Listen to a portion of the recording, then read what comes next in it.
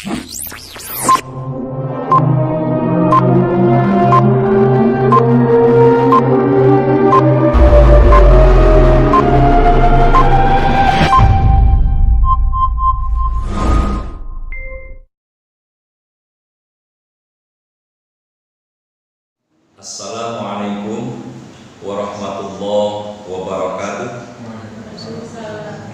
Alhamdulillah wassalatu wassalamu ala Rasulillah wa ala alihi wa sahbihi wa man wala wa la haula wa la quwata illa billah wa ba'd. Ibu-ibu dan bapak-bapak, saudara-saudara yang saya hormati, setelah saya memanjatkan puji syukur kehadirat Allah, kemudian sholawat kepada Rasulullah, saya nanti akan menyampaikan satu ayat dari surah At-Taghabun. Surat At-Taghabun itu surah ke-64, ayatnya ayat ke-14. Saya bacakan dulu. Allah berfirman, a'udzubillahi minasyaitonirrajim.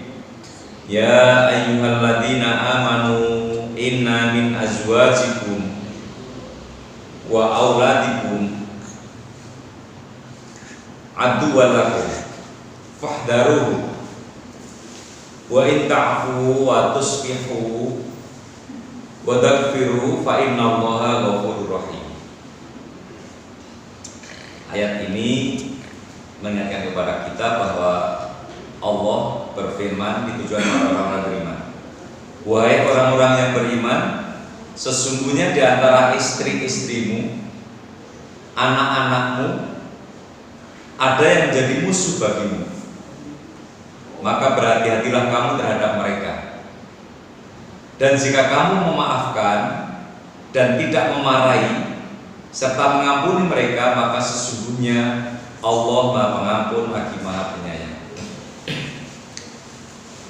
Kaum muslimin rahimakumullah,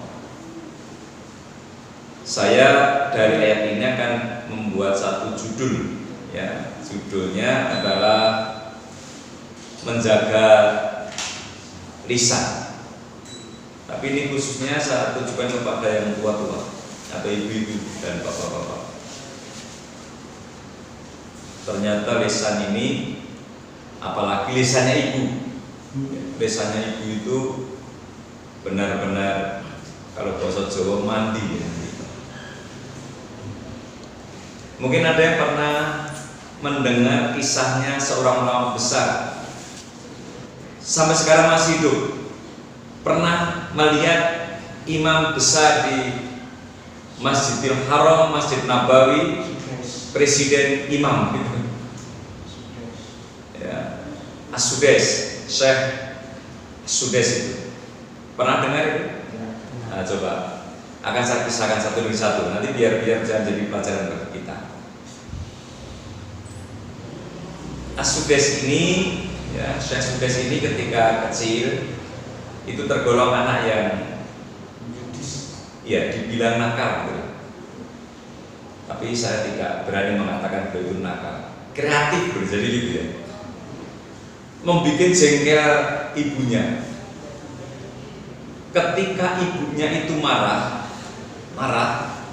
itu ungkapan yang terlontar adalah kata-kata, ini masih bisa menjaga emosinya. Kelak kamu akan menjadi seorang imam besar di Masjidil Haram. Kalau ibu-ibu, kalau pas marah pada anaknya, kira-kira yang dimunculkan kata-kata apa ya?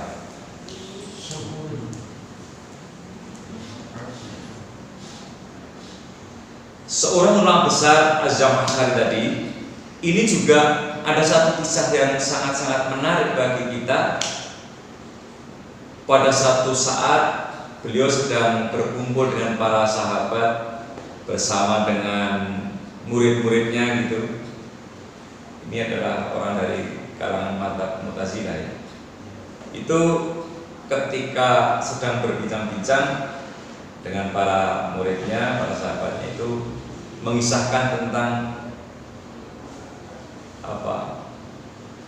Buntung kakinya. Jadi ulama besar yang buntung ini. Jadi kemana-mana pakai buntung. Ketika dia berbincang-bincang tentang buntungnya itu, ada satu kisah yang tidak terlupakan. Di saat beliau ini sedang bersama-sama dengan teman-temannya ya, di masa kecil, itu dia melihat ada seekor burung, kemudian dikejar, ditangkap, ya, burung kecil ditangkap, kemudian diikat. Ketika diikat, ternyata burung tadi lepas. Nah, di saat burung itu lepas, kemudian ternyata burung tadi terjebak di sela-sela batu gitu. Karena tidak sabarnya Azam Aksari tadi, burung tadi ditarik dan akhirnya kakinya putus. Ibunya marah besar. Kemudian terlontar kata-kata, Allah nanti akan memotong kakimu seperti bagaimana engkau telah memutuskan kaki burung ini.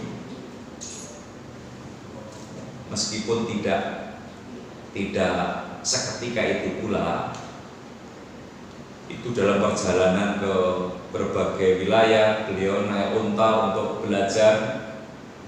Satu ketika dalam perjalanan, Syekh Azam Aksari ini jatuh dari untanya, kemudian terluka parah dan akhirnya harus diamputasi. Nah, ketika dia bercerita kepada teman-temannya, ini adalah kata-kata ibu yang sangat-sangat dikabulkan oleh Allah, meskipun tidak seketika itu pula. Syekh As-Sudais tadi, ibunya masih bisa menahan emosi. Terlontar kata-kata, kamu akan menjadi seorang imam besar. Nah, kalau kita lihat sejarahnya Jurayj gimana? Jurayj ini seorang ahli ibadah. Jurayj ini ahli sholat, ahli baca kitab, ahli sedekah, dan hormat kepada orang tuanya, hormat kepada ibunya. Satu ketika Jurayj ini sedang sholat sunat. Ketika dipanggil oleh ibunya, wahai Jurayj, di mana kau? Jurayj ini bimbang. Aku sedang berdialog dengan Allah sholat, sementara dipanggil oleh ibu. Aku mau menjawab atau aku lanjutkan sholat ini? Dipanggil lagi, wahai Jurayj, kemana kau? Tetap tidak dijawab karena dia masih bimbang. Kemudian diulangi yang ketiga kalinya, ibunya jengkel, kemudian mengatakan, wahai Jurayj, kamu tidak akan mati sebelum wajahmu itu berjumpa dengan pelacur. Begini ibu dan bapak.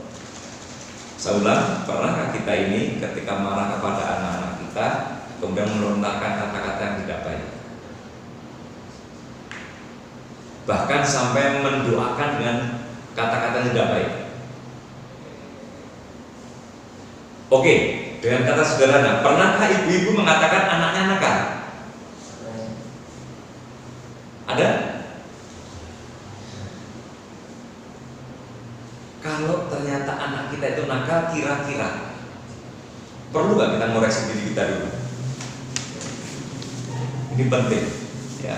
Karena Allah kata begini, wa in ta'fu wa tusbihu wa tagfiru fa innallaha ghafurur rahim. Ingat ibu-ibu dan bapak-bapak, khususnya ibu-ibu, ridallah fi ridal walidain, wa suhtullah fi suhtil walidain.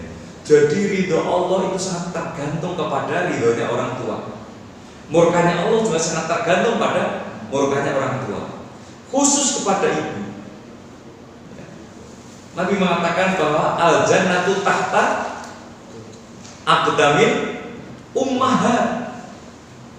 Surga itu terletak di bawah telapak kaki ibu. peran seorang ibu sangat-sangat tinggi, sangat mulia. Maka kata-kata dari seorang ibu pun sangat-sangat tinggi nilainya, sangat-sangat berarti.